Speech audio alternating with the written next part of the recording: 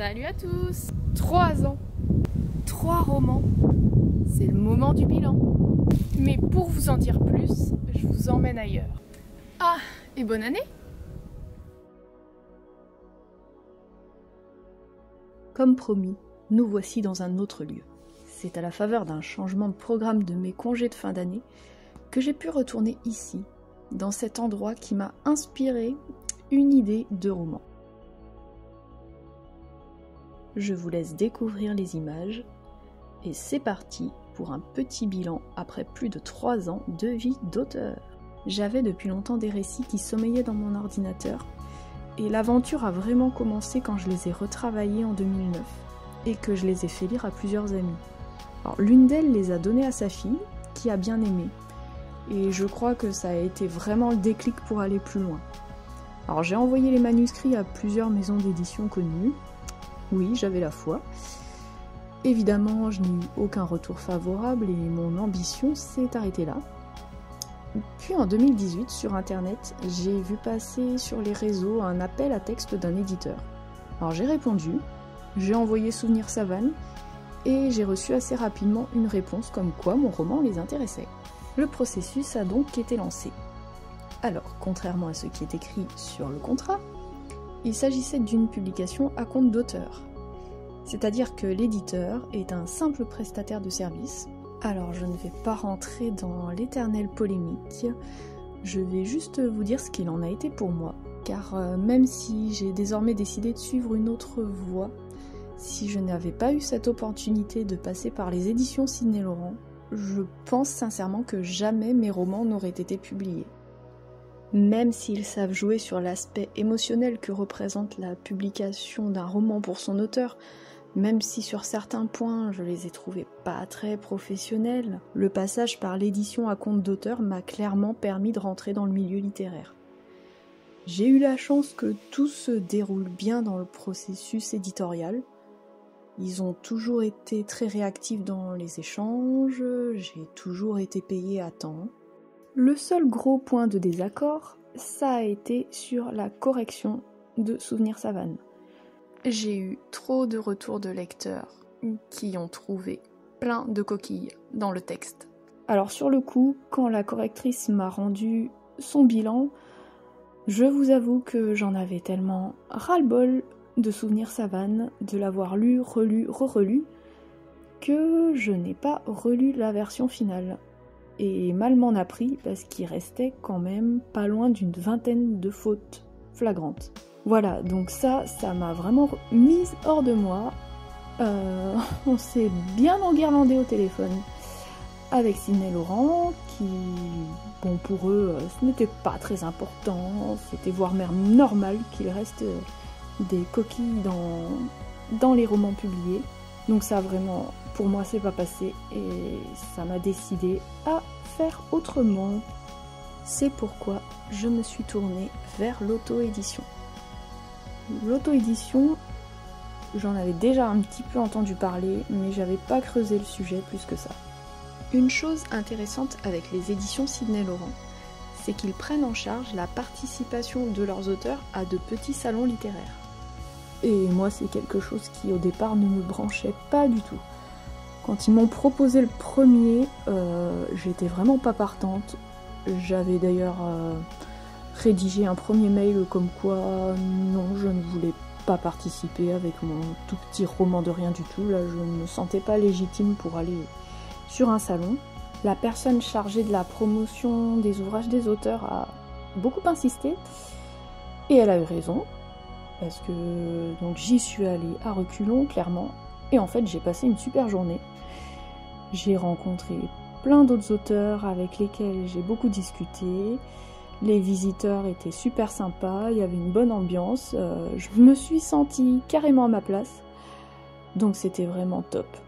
Et c'est en discutant avec une auteure, Florence, tu te reconnaîtras, que j'en ai appris un petit peu plus sur l'auto-édition et que j'ai commencé à entrevoir tous les avantages que ça pouvait avoir. Et voilà, je me suis beaucoup renseignée et je me suis décidée à me lancer là-dedans. Alors bien que mon deuxième roman, Le Manoir des Deux Chênes, soit sorti chez Sidney Laurent aussi, en juin 2020, j'ai décidé de passer Souvenir Savane en auto-édition quelques mois plus tard. Donc l'auto-édition, pour résumer simplement, l'auteur devient son propre éditeur, donc il fait tout, ou il délègue certaines choses. Pour ma part, comme je suis une insatiable touche-à-tout, je me suis chargée de tout. Alors je n'ai pas fait la correction, vu qu'elle était déjà faite et refaite. C'est un pari assez osé d'éditer soi-même un roman, parce que je soupçonnais pas vraiment au début que ce serait autant de boulot et autant de domaines à maîtriser, ou à essayer de maîtriser. Et alors que Souvenir Savane et le Manoir des Deux Chênes menaient leur petite vie de roman publié, je m'étais lancée dans un nouveau projet. Bon, pareil, un roman entamé il y a très très longtemps. Alors pour tout vous dire, j'avais 17 ans quand j'ai lancé les premières idées sur papier. Tous les ans à peu près, j'écrivais un petit paragraphe par-ci, un petit paragraphe par-là. Le défi était monumental parce qu'il s'agissait d'un roman historique. J'ai failli laisser tomber bien des fois. Et pourtant, c'était un projet qu'il fallait que je mène à bien, peu importe le temps que ça allait prendre. Et il y a vraiment eu un gros tournant au moment du Covid, parce que je me suis retrouvée, comme tout le monde, confinée chez moi, avec la chance, si j'ose dire, de ne pas pouvoir télétravailler. Donc j'ai pu me consacrer à 100% à ce roman. Voilà. Et j'ai vraiment mis un gros coup d'accélérateur. J'ai réussi à aller au bout du tome 1. Donc pour ce roman, intitulé Destin de corsaire, j'ai traversé énormément de périodes de découragement. Parce que vraiment, écrire dans un contexte historique, c'est juste un boulot de titan. La moindre petite chose qu'on veut exprimer, qu'on veut décrire, il faut tout de suite s'arrêter et se dire « Oui, mais au XVIIIe siècle, est-ce que on s'exprimait vraiment comme ça ?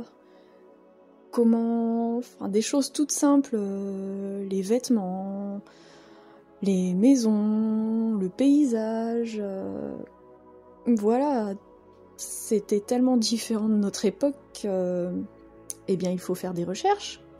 Et on peut passer une demi-journée, une journée complète à farfouiller sur internet pour juste décrire un petit objet déco de rien du tout et ça va tenir en même pas une ligne. Mais voilà, pour vous donner un petit aperçu du problème.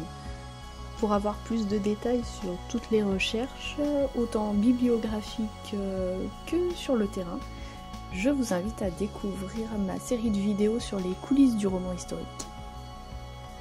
Destin de corsaire a donc laborieusement été auto-édité. Alors il s'avère que pour mes 3 romans, en moyenne, finalement, j'ai déboursé à peu près l'équivalent que ce que j'avais payé auprès de Sidney Laurent pour la publication de mes romans.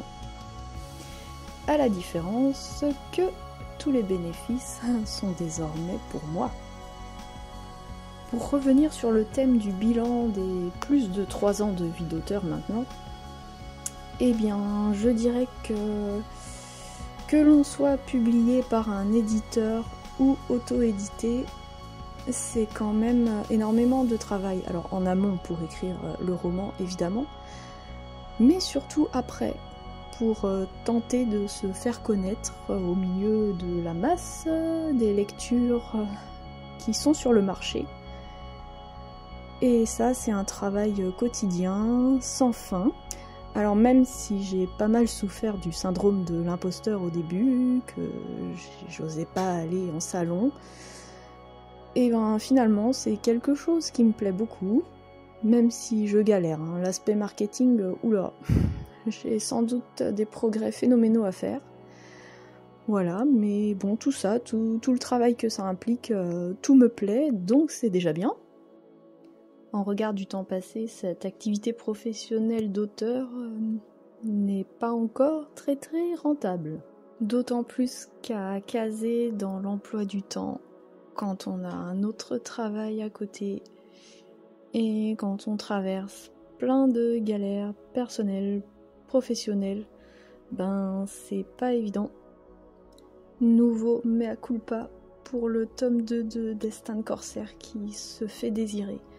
Là, j'ai clairement commis une erreur. J'aurais dû attendre que le tome 2 soit quasiment terminé avant de publier le tome 1. Chers lecteurs, je vous remercie infiniment pour votre patience. Je vous promets, il est en cours, il va arriver, mais je suis incapable de donner une date. Cela étant dit, je suis une auteure épanouie. Et réaliser ce rêve un peu fou de pouvoir publier ses écrits, c'est une satisfaction énorme. Je vous souhaite à tous de connaître la réussite, quels que soient vos projets. Car quand on croit fort à ses rêves, qu'on ose, eh bien les rêves se réalisent. Merci de m'avoir écouté jusqu'au bout. C'était un peu en vrac là, toutes mes réflexions après ces années officielles en tant que romancière. J'espère que ça vous a intéressé, que si vous êtes auteur, ça vous a conforté dans votre passion et votre envie de mener à bien tous vos projets littéraires. Je vous donne rendez-vous pour la prochaine vidéo qui aura pour thème l'auto-édition sur un ton légèrement décalé. En attendant, je vous embrasse, portez-vous bien.